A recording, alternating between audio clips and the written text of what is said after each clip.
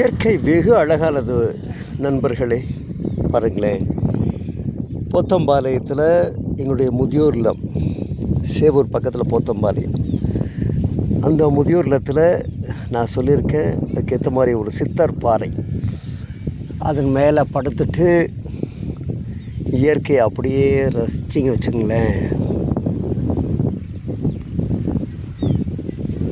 டேங்கப்பா,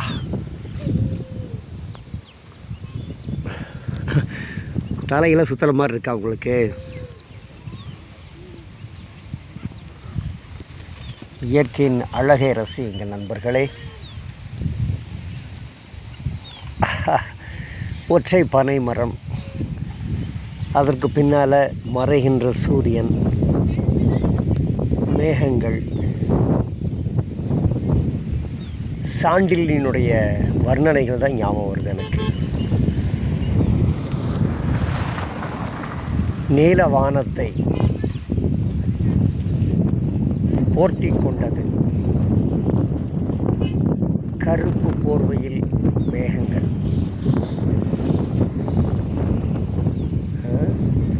எங்கப்பா, உலகத்தை இப்படி தலையில் ரசிக்கணும். இப்போ நீங்கள் பார்க்குறது தலைகீழா,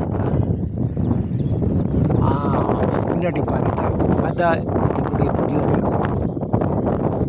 அப்படியே மேலே வந்து தாண்டி முன்னாடி வந்தீங்கன்னா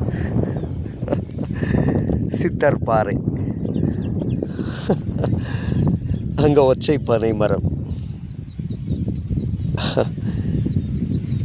உலகம் எவ்வளவு அழகானது! இந்த உலகத்தை ரசிக்க மாட்டேங்கிறாங்களே, என்ன செய்வது?